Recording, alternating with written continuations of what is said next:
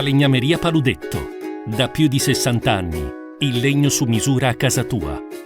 Siamo con Alessio Guarnieri dei Mai Sobri Beach Rugby, nonché membro dell'organizzazione. Allora, come sta andando questa tappa di Caorle? Questa tappa sta andando molto bene, anche perché abbiamo 5 squadre provenienti un po' da tutte le società limitrofe e anche di tutto il Veneto. E poi ricordo che sabato prossimo abbiamo anche la tappa Rosolina, che ha ben 13 squadre maschili e 5 femminili, e sarà una tappa Vittoria Assicurazioni, e ci sarà anche un camper per la prevenzione per il tumore del seno per le donne, e sarà una tappa una delle tappe più grosse d'Italia, e quindi sarà una tappa molto importante anche per la regione Veneto, per il Comitato Veneto del Rugby e per la federazione. Tornando alla tappa qui di Caorle, che cosa è successo oggi in particolare? C'è qualche aneddoto da raccontare? Non so. Questo sabato abbiamo visto delle belle partite con ottime squadre, anche abbiamo ben 5 squadre, e quindi siamo partiti nel pomeriggio, e dal primo pomeriggio fino a 6:30, 7, nel quale ci saranno le premiazioni. Ci sarà anche da divertirsi dopo, magari con il terzo tempo, come consueto nel rugby. Diceva prima che a Rosolina ci sarà anche il camper per la prevenzione dei tumori femminili in particolare, quindi ancora una volta il rugby attento ai valori sociali, ecco, non solamente uno sport.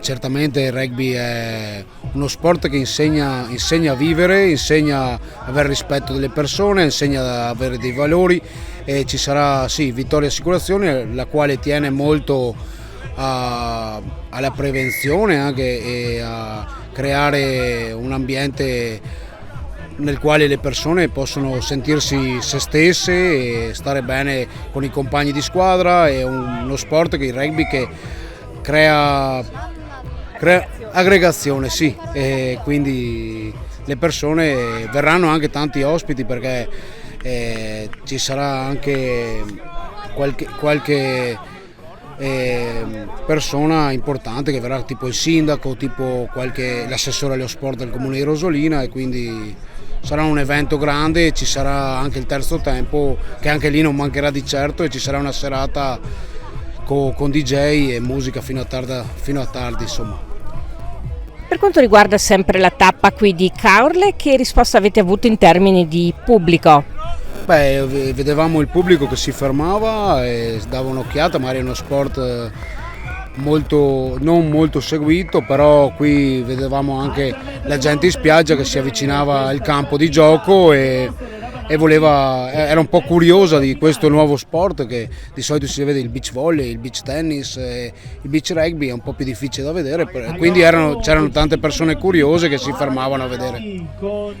Ecco, un'ultima cosa, ma non ultima in ordine di importanza, il beach rugby, a parte ovviamente il terreno su cui si gioca, in che cosa si differenzia dal rugby tradizionale su prato, diciamo? Diciamo che intanto, prima di tutto, il campo è più ridotto. La palla è da 4 e non da 5, quindi una misura un po' più ridotta. Si gioca in 5 contro 5 con ben 7 riserve in campo, anche perché è più difficile di correre su un prato d'erba, quindi sulla sabbia è più difficile, quindi ci sono più cambi volanti, e non ci sono trasformazioni, né mischie e né touche, che sarebbe la rimessa laterale. Quindi è uno sport più veloce, più con mete una dietro l'altra, e bisogna essere sempre pronti a entrare in campo, e ci sono i cambi più veloci, insomma, così.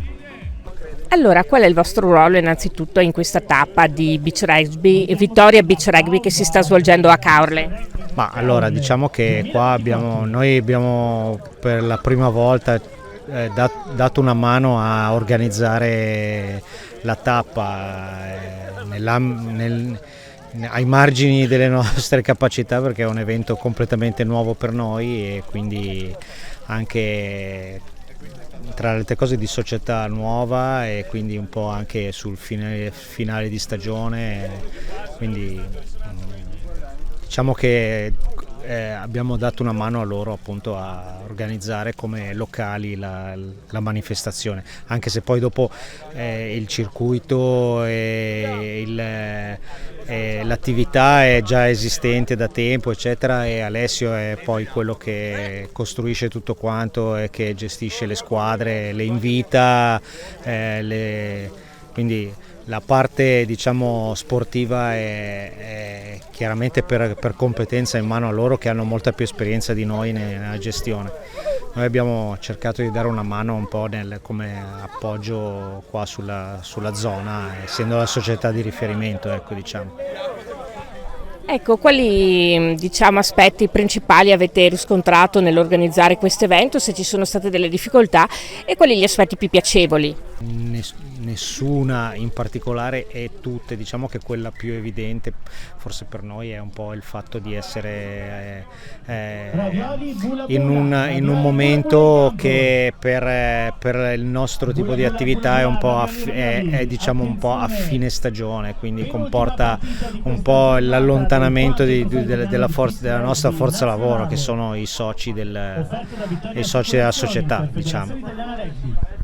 Ecco, il Veneto è un po' la culla di questo sport in Italia, del rugby. Per quanto riguarda invece il beach rugby, com'è recepito? Quanti a livello di sentimento, cosa potete dire? Allora, poco ancora, non c'è secondo me ancora una percezione. È una cosa secondo me molto bella e molto adatta anche e soprattutto a queste zone qua. Andrebbe un po' sviluppata, probabilmente il tempo darà ragione a chi ci ha creduto fino adesso, perché è chiaro che è una manifestazione interessante, è uno sport spettacolare, divertente, ad alta intensità agonistica, quindi è facile che nel tempo chi ci ha creduto fino adesso e che si è impegnato fino ad oggi a organizzare eventi verrà premiato, perché probabilmente la risposta ci sarà. Attualmente probabilmente ancora non c'è tutta quella risposta che magari altri sport sulla sabbia hanno già da tempo, tipo il volley, eccetera.